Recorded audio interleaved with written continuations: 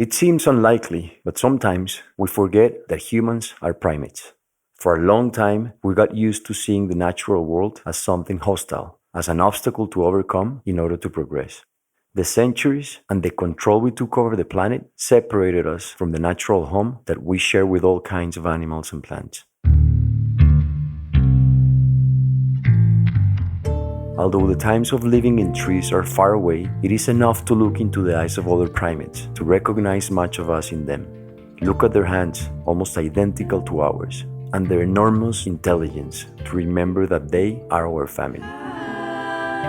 Unfortunately, human-driven climate change is destroying the planet, our home, and millions of other species. Change is not only the only way to save the Earth, but the biggest challenge we have ever faced. People are always saying to me, well, you can change young people's minds, but not older people. And that's not true. You can change older people's minds. And very often I tell people the way to do it is to tell stories. Reach the heart. Don't try fighting with the head, which is set in its ways and knows best, but creep in under the guard into the heart and you find people change. Jane Goodall is perhaps the world's most famous ethologist and environmentalist. For more than 60 years, she has studied chimpanzees and has worked on environmental conservation. Her dream since she was a child was to live among animals, and today, at 88 years old, her legacy is not only love for nature, but also working hard to make this planet a better place. My name is Nicolás Ibargüen. I'm a journalist, environmentalist, and nature lover. But above all, I am someone who is convinced that we must change the relationship we have with our only home, planet Earth. The first time I saw Jane Goodall was in a restaurant in Washington. I was eating with some friends, and in the middle of the talk, as a wonderful coincidence, I saw that she was right there. Jane was with some people that I didn't identify at first glance, because all I was thinking about was how to go to talk to her. What was I going to do when she got up from the table? Well, I was thinking that she got up, and I immediately walked through the restaurant. I was so excited to meet her that I completely ignored the people next to her, Angelina Jolie and Brad Pitt. Not everyone is fortunate enough to meet their heroes, but I had it that day in a small restaurant in Washington. The best thing was Jane's kindness when I greeted her. That day was the first of several we have shared together over 12 years.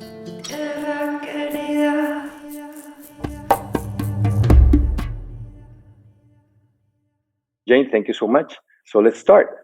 You were this little girl in England that loved animals. You just had this dream of going to Africa and work with animals. And then suddenly you became one of the most famous scientists and conservationists in the world. And you didn't follow a traditional path at all. So how did that happen? So I grew up from the age of 5 in the house where I am now. This is where I've been, locked down because of the pandemic. So I grew up here, the garden outside. Same house? Same house. This is a family house. I'm here with my sister and her family. Very lucky to be locked down here. I nearly was locked down in Abu Dhabi, for example. So anyway, I always loved animals, and I had an amazing and supportive mother. And she didn't get mad when she found I'd taken lots of earthworms to bed with me. She didn't get mad, although she'd actually called the police thinking I was lost. And I was waiting to see where on earth an egg that big came out of the hen because I couldn't see that hole. And I just went on watching all the animals around me, and no TV when I was growing up. It was just books. And World War II was raging too. But anyhow, I read all the books I could, Dr. Dolittle and Tarzan. And I was 10 when my dream began. I'm going to grow up, go to Africa, live with wild animals and write books about them. Everybody laughed. How can you do that? Don't have money. Anyway, you're just a girl. But my mother said, if you really want something like this, you'll have to take every opportunity, work really hard. If you don't give up, you may find a way. So no money for university. Left school, had to get a job, needed money. Just had enough for secretarial training, got a boring old job in London, letter from a school friend inviting me to Kenya. Opportunity, yes. So worked as a waitress just around the corner here. Money couldn't save in London. So I was 23, which is about like a 16-year-old today, I suppose. Young girls didn't go off to foreign places like they do now. So while I stayed with my friend, I heard about somebody called Dr. Louis Leakey. who was a famous paleontologist. And somebody said, if you're interested in animals, you should go and meet Lewis. So I went to meet him at the Natural History Museum. He took me around. He asked me lots of questions. And I think he was impressed how much I knew because I'd read every book I could read about animals in Africa. So he gave me a job, that boring old secretarial course. His secretary had left 2 days before I met him, and he needed a secretary. It was just like magic. And there I was, surrounded by people who could answer all the questions about the mammals and birds, etc. And I think, again, he was impressed by my passion. So he asked if I would try and study chimpanzees. I mean, out of all the animals, the one most like us, nobody had studied them.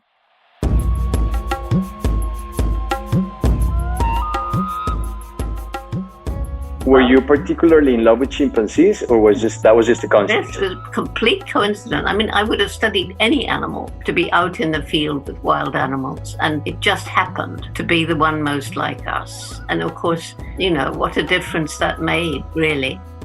So you end up then in Tanzania. That's when you got to Gombe the first time. Yes, it took a year for him to get the money and everything. So the first day I set foot on Gombe was 14th of July, 1960. So we're coming up to the 60th anniversary of that long-term study. It's been unbroken except because of the pandemic and the danger of chimps getting COVID-19.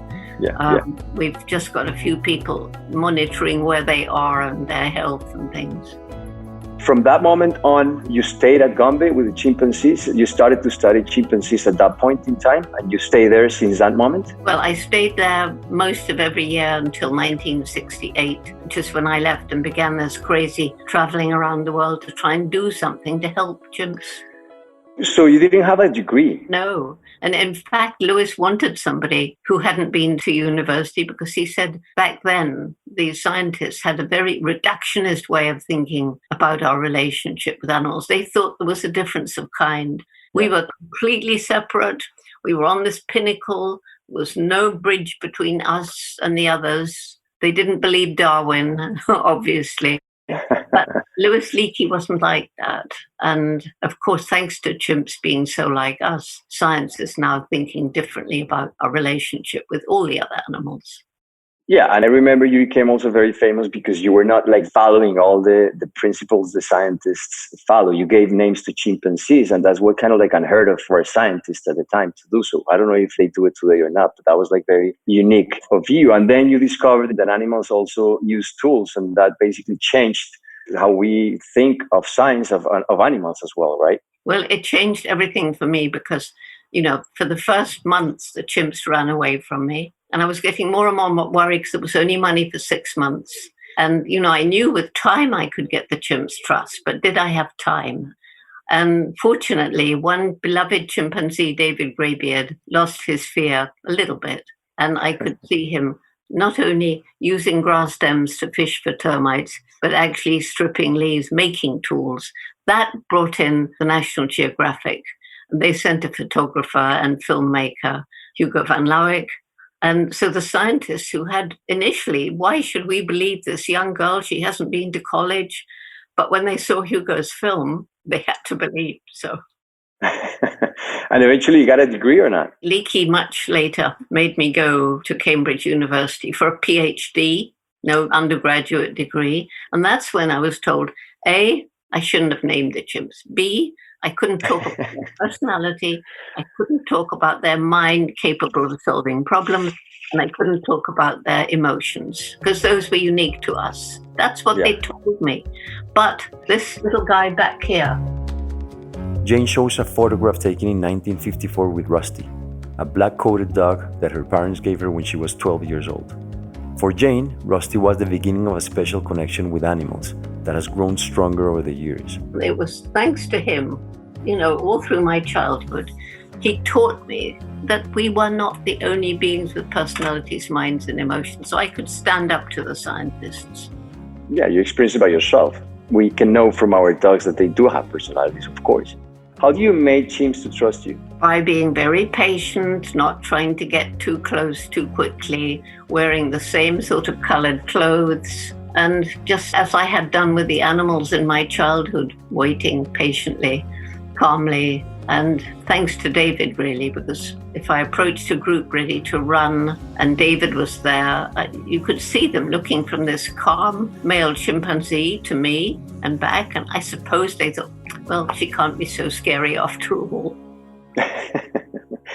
So we share, you mentioned this before, we share about 98% of their DNA, right, with chimps. And they're very similar to us in so many ways. Right? We're shocked to learn that they actually go to war against communities, against each other. And I didn't know that before. And even by the fact we know that we're so close to them and we're driving them to extinction. Shouldn't the fact that they're so similar to us make it easier for us to protect them? Well, I'm not sure. It depends what we think about people. We're not so wonderful, are we?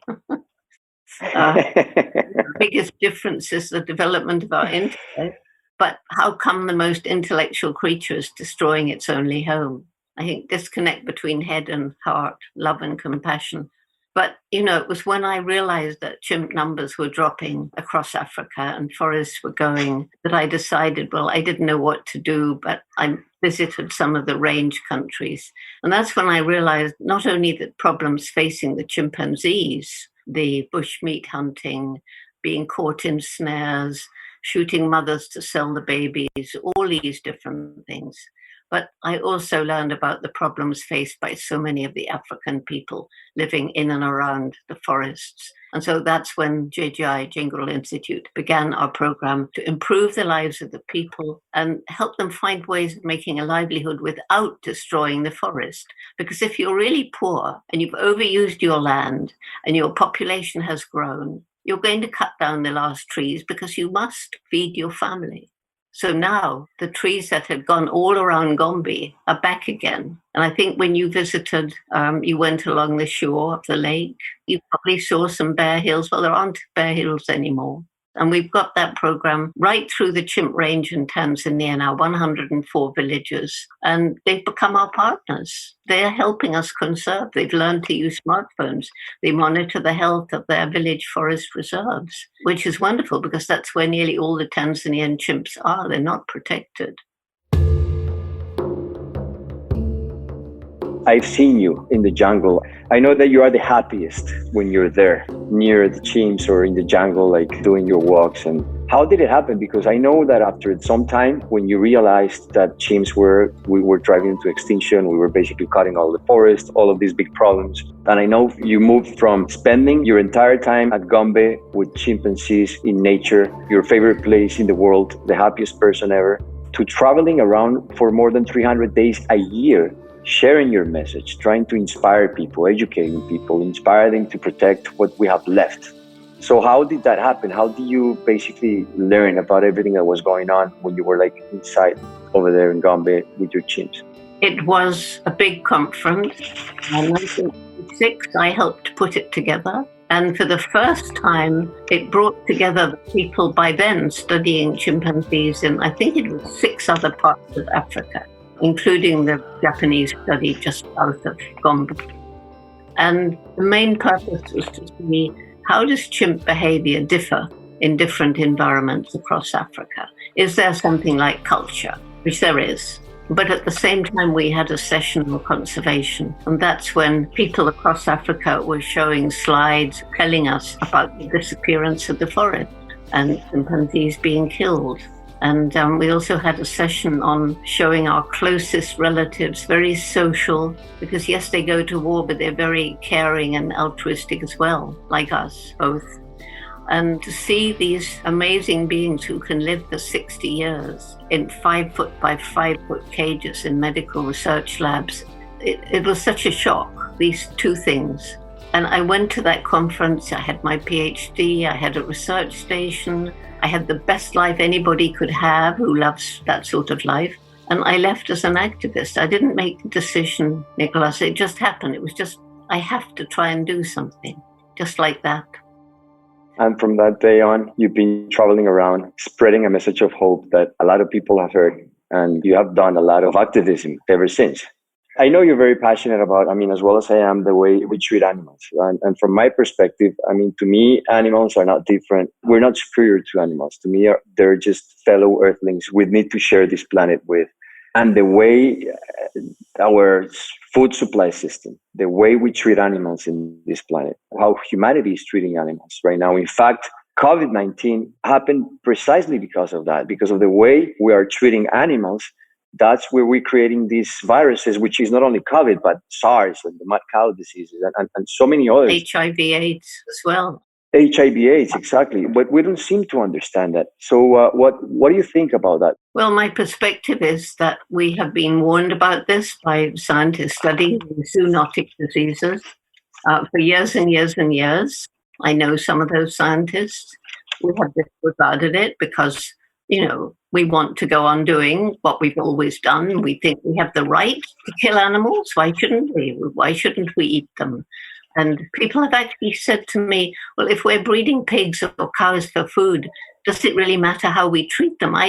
Each of these animals, these pigs and these cows, they have a personality. They can feel happiness, sadness, fear, pain. The animals in the Asian meat markets, where SARS began and where the COVID-19 began, they're animals trafficked from different parts of the continent or the world and sold, and it's unhygienic as well as horribly cruel.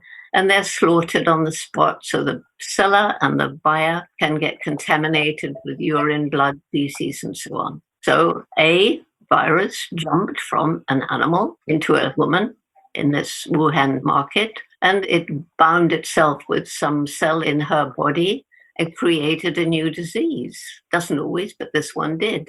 And that turned out to be a very contagious disease, so it whizzed all around the world. And it's cost us economic chaos as well as suffering, misery, pain to hundreds and hundreds of thousands of people. And, so it's not just the cruelty to animals, both in the wild meat markets and in the intensive farms, in the bush meat markets of Africa, which is where HIV/AIDS began with chimpanzee meat. But it's also the destruction of the forest, pushing animals closer together, pushing them in contact with people, hunters going deeper into the forest with roads, having contact with animals that previously hasn't happened. Well, there's millions more viruses and bacteria out there. And unless we change and show more respect, we're going to get more diseases. And imagine this one, it's very contagious, but the percentage of people who catch it, who die, is relatively small. Yes. Imagine the next one is like Ebola, very contagious like this one, but very high death rate like Ebola. That's waiting to happen. And, the interesting thing is we'll get through this pandemic, but we'll be then face to face with an even more serious crisis. And that's climate change, which has come about for exactly the same reason, the disrespect of the natural world. Yes, I know. And sometimes people think that these viruses are being generated and bred in Chinese markets because of these wild animals that we're treating them very badly there. But this happens in our backyards, here in Latin America, in the United States, in Europe, everywhere. Factory farming. We kill 60 billion animals every single year, and we confine them in places that are just, if people with, I don't remember who said that, but if slaughterhouses had glass walls, people wouldn't be eating animals. So the way we treat animals here in our own countries, it's also a ground for these viruses to spread and to be created, and can be very deadly. Yeah, it's happened. It actually has happened that we've had diseases that spill over from factory farmed animals. And one, the swine fever, that started when fruit bats were driven into the cultivated fields because their forests had been cut down. And they were feeding on fruit above commercially farmed pigs. And it was the pigs being contaminated by the bats that gave swine fever to people. So it's the way we mistreat animals is responsible for so much. It's kind of like what's happening to animals and what we're doing to animals, to me, is an indicator of what we're doing to the planet in general. Our lives depend on a healthy planet. And I don't think we're going to destroy the planet. We're just going to destroy the conditions that humans need to live on this planet. But eventually the planet will regrow into something new without humans. But we're connected to the planet. Everything is interconnected. We depend on each other. How can we connect back to nature so that our lives are more in balance? At least understand it, because if you don't understand, you don't care. If you don't care, you don't help. But that's exactly why, or one of the reasons that I began the Roots and Shoots program, because so many children are separated from nature, either because they're always on social media and video games and things, but many of them in the cities, they don't have a chance to have anything to do with the natural world. And so that's absolutely key, helping young children become involved with nature. And if they can't go out into real nature, then city parks or even gardens, anything, as I did as a child. You can watch a spider jumping through the grass with little babies on her back, or you can watch, how an egg hatches if you're very quiet, and the baby bird comes out and gets fed by the parents. I mean, all this was so exciting to me as a child. And through Roots and Shoots, we hope to bring back that connection. And when people are connected with nature, or even if they understand the connection that you just mentioned, it's the trouble is we've got caught up in a materialistic way of thinking. And we're counting success only as accumulation of a lot of stuff and money. And that doesn't necessarily make people happy. A successful life is somebody who's created perhaps a home, if they want a home for a family, can educate their children and have time to be with the family, have time to be in nature. Not this rat race where people are always rushing to get more money or to keep the jobs they have because the competition gets greater. And, we must not forget a fact which people don't want to talk about. We have to. Right now, there's approximately 7.2 billion humans on the planet. Yep. And already in some places, we're using up more finite natural resources than the planet can replace. In 2050, it's estimated there'll be almost 10 billion. So what is going to happen? I can't answer that, but we do have to consider it when we think about how can we live in harmony with nature. Some of it will be technology. More and more technology is helping us to live in harmony. We also can use our brains to think about our own ecological footprint. Like Roots and Shoots, every day you live, you make some impact on the planet. And unless you're living in deep poverty, you have a choice as to what kind of impact you make.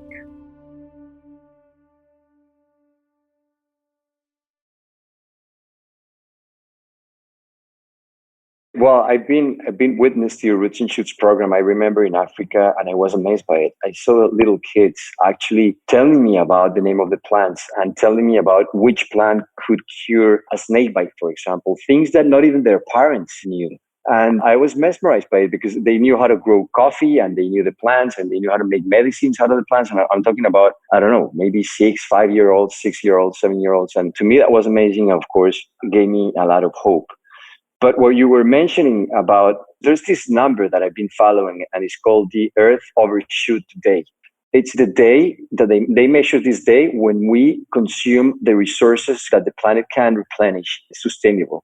And that day, when they started measuring, it was like August the 13th or something. Today is June 19 or something like that. That means that by June 19th, we already consume all the resources that the planet can replenish in a sustainable way. The rest of the year, we're just consuming extra. We're just taking away from our kids, from our children, from future generations. So it's like everybody's taking out of this money account, but nobody is putting any money into it. And eventually it's going to run out. So what's your perspective regarding our current leadership of the planet and the fact that they're just basically removing every regulations that have taken years of work, decades of work? I feel exactly the same way as you do. And that's why I'm spending so much energy on developing Roots and Shoots, because already, as it began in 91, we have adults out in responsible positions who went through the Roots and Shoots program. And amazingly, they retain the values that they learned during Roots and Shoots. And Roots and Shoots is, we don't tell them what to do. We can advise them. But basically, we choose to do things that they're passionate about. For example, the environment minister in Tanzania went through Roots and Shoots and had the courage to stand up to a president who doesn't care two hoots about the natural world. he lost his job, but he stood up to him. And so I think, more and more young people moving into responsible positions, becoming parents, becoming teachers, going into government, going into business. But do we have time? I mean, the window of time for healing the harm we've inflicted is not huge. I know it's not huge. But, we just have to go on fighting harder and harder and harder. People say, how do you keep going? Because I'm an obstinate so-and-so and I'm not going to give in. My next question is related to that, because when I see the world today, I mean, we have basically eliminated 50% of wildlife during my lifetime. 50% of coral reefs are gone. We have lost 80% of the forests. We are initiating the sixth mass extinction, the first one ever in 4.5 billion years that the planet has, that is being led by one single species, and that's us, which to me, that's absolutely crazy. Pollution is rampant. Fracking now is all over the place. People don't seem to understand that. We are in an ecological crisis. We are in a climate crisis. And to me, this pandemic is kind of like a very lovely way of the planet telling us, hey, humans, wake up. And I think it's doing it in a very lovely way, because the climate crisis is going to be so much worse than this is, to me. So how do you keep hope? Well, because I have to. I couldn't live if I didn't. I mean, if you don't have hope, you do nothing. And if you don't have hope, what's the point of, if you honestly think everything you do can't make any difference, why do you go on trying? So I tell the young people, because they get very depressed, the roots and shoots, the university students, and I say, well, do what you can every day. That makes you feel good. If you actually are doing something and you see the result of what you're doing, you see you've made a difference, and you know that around the world other people are fighting and making a difference, that gives you the courage to go on. Together we can. So, I tell them, your time will come. Just go on doing what you can. And even if it's too late, even if the world is destroyed, isn't it better to carry on with hope and fighting for what you know is right? And, we don't, this pandemic, I said earlier on, it might have the death rate of Ebola. And think back to the Black Death that killed about half of Europe. Something like that might happen. We might be hit by a meteor. We don't know the future. We cannot predict. So we have to go on trying to make things better, because we don't know what the future actually holds for us. We just don't know. You always inspire people in the message of hope. And actually, I have a little story to tell everyone that is listening here, because I'm very grateful to Jane for that. One of my earliest conversations with Jane was about, I wasn't hopeful at all about the state of the planet. I was like very sad, disappointed, depressed. And I don't know if you remember this, Jane, but we were talking about, the conversation about kids came on because I asked you, I'm not going to have any children because I don't think the planet is going to make it and we're not going to survive. And I don't want to bring children to this world that is so dark and so doom. And I remember the words that you told me that day. If you don't want to have a kid because you don't have hope, you're wrong. Because it's okay that you don't want to have a kid. But if it is because you don't have hope, it's wrong. Because if you don't have hope, life is not worth living. You have to do everything in your hands to have a good impact on the planet. And that changed my perspective a lot. So much that now I have a kid. His name is Kai. He's 2 years and a half. And I'm completely in love with him. And I'm praying that he comes up to be a warrior for the planet and for the animals and for the causes that I care about. So I always share this story because I found that your message, that conversation really, really had an impact on me so much that now I have a kid. So there's reason for hope. So one thing that everyone is asking all the time is like, tell us the story about Mr. H, that little, that I know is, you have him there somewhere. I have him here, but I have to get him. At this point, Jane gets up and brings Mr. H, a little stuffed chimpanzee holding a banana. Jane has taken Mr. H to conferences in over 60 countries and became one of the symbols of her fight to save the earth. So here he is. Here's Mr. H. Yes, there he is. He's very famous, 29 years old now. And he's actually my fourth reason for hope. The first is the youth. Because, when they're understanding the problems and empowered to take action, it's unbelievable what they're doing to change the world. I mean, right now as we're talking, they're working away on different projects. The second reason is this brain. We're coming up with amazing technology with solar and wind and all sorts of other things which are being tested right now. Thirdly, it's nature's so resilient. So places that we have destroyed, give it a chance. Like all around Gombe, it was completely bare hills. Now the trees are back. Animals, elephants at one point were nearly extinct, and now they're not nearly extinct anymore. Then finally, there's what I call the indomitable human spirit. That's the people who tackle what seems impossible and won't give up. And there are people like Nelson Mandela, who, along with de Klerk, lifted South Africa out of the evil regime of apartheid, which nobody thought was possible back then.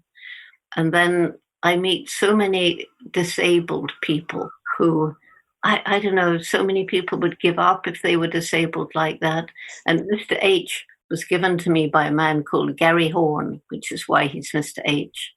And Gary went blind when he was 21 in the US Marines, actually, and decided for some odd reason to be a magician. Everybody said, but Gary, you can't be a magician, you're blind. Well, kids don't know he's blind. The children only noticed that Gary was blind until the end of the show. At that time, he told them that in addition of being a magician, he also practiced golf, judo, and karate. When he gave Mr. H, he said to Jane, "Take it wherever you go, and then you will know that my spirit is with you." Gary's message is simple. Don't give up when something bad happens in your life. If you work hard, you can overcome most obstacles. I met another man, another hero of mine. He's called Chris Koch. He's Canadian. And he was born with no arms and legs. And he had 4 older siblings. And his parents, they were wonderful. They just treated him like the others. So he learned to get around in his own way. And he goes around on a skateboard. He's got one little flipper thing coming out of a thigh. And he's got 2 little stumps, they're no bigger than that, from each shoulder, and they're thin, sort of like my wrists. And with those 2 little stumps, he can get a cell phone out of his pocket, he can dial on it. He is completely amazing. And I said to him the last time I met him, "Chris, haven't people offered you prosthetic limbs?" And he said, "Yes, they have, but I think perhaps I was put together this way for a reason, so I think I'll stay the way I am." And then he said, "Actually, I might take them up on prosthetic legs when I climb Everest." Oh my God. Yes, that isn't an indomitable spirit. I don't know what is. I don't know what it is. I agree with you. Jane, thank you very much again. This has been lovely to me. To have another opportunity to talk to you is always amazing. I hope we can do so in person very, very soon. I miss a lot our conversations and I cherish them with me. I treasure them. So what would be your last words for everyone that is listening, to the kids of Latin America specifically? What can they do? How can they keep hope up and continue their fight? I think they've already heard that. I've said it, but I'll say it again. That each one of us makes an impact every single day. And when everybody makes ethical choices, we get a very different world. But may I end with a story? Do I have time to tell a quick story? Of course. You have all the time in the world. I'm just being respectful of your time. Then I tell 2 different stories, both very short. One is a little girl, Roots and Shoots, in South Africa. And she couldn't get a group going in her school. So she thought, well, I'll do something by myself. And her mother was best friends with a woman who ran a shelter for stray dogs. So many stray dogs in Joburg that they were compelled to euthanize them. If they hadn't been given homes or found homes in 2 weeks, they were euthanized. So she knew about this. So this child, she was only 11. And on the day when the dogs were euthanized, she got up at 4 a.m. and went to the shelter so that she could give every single dog who was going to be killed 10 minutes of love before it was euthanized. And I think for a child of 11 to have the strength to do that is something quite extraordinary. And then the second story, it's very symbolic. It's a Roots and Shoots symbolism story. And it was the first group that was formed in Democratic Republic of Congo, DRC. And they were children 9 to 12, something like that. And for their project, they wanted to go to this hill and put the trees back on it because they were told it was once a sacred hill and it was bare. So there's always fighting in this part of DRC, opposite Goma. And their coordinator, he said, well, I have to get permission for this. He knew they couldn't do it. The hill was much bigger than they thought. But he went to the commanding officer of the rebel force that happened to be there at the time, who said, oh, well, it's stupid, but if that's what you want, all right, but I'll have to send soldiers with you. So you imagine 15 little children clasping a little sapling, much further than they thought. And there are 4 big Congolese soldiers with AK-47s over their shoulder. And they arrived at this hill, and I think the children realized it was hopeless, but they were going to plant their trees anyway. Well, one little girl, the youngest, the ground was hard and it was hot, and she couldn't dig the hole, and she began to cry. So after 10 minutes, one of the soldiers leaned his gun against a tree and went to help her. And within the next 15 minutes, all the soldiers had laid down their guns and were helping the children to plant trees. Wow. And I just think that is so symbolic. So it's never too late to change someone. It's never too late to change. And that's what we're all about, making change. Thank you. Thank you all for inviting me. And I've loved talking to you, Nicholas. So until next time.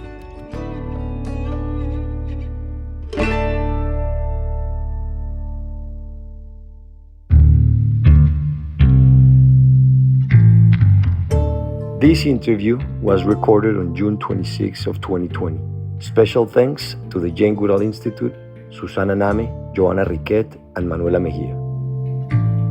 Elemental is a co-production by the team from La No Ficción, Excel Content Studios, and Nicolás Ibargüen. The interview was edited by Juan Camilo Hernández and Miguel Reyes. Mixing and sound design were done by Valentina Fonseca and Daniel Diaz. The introductory and closing song is by Manuela Mejia, and the handpan performance is by Felipe Ibargüen. If you have comments or suggestions, please write to us on our Instagram at Podcast Elemental. If you enjoy our work, help us spread the word by recommending it to friends or family who may find it useful or interesting. Don't forget to click the follow button and the notification bell for the Elemental Show to stay updated on new episodes.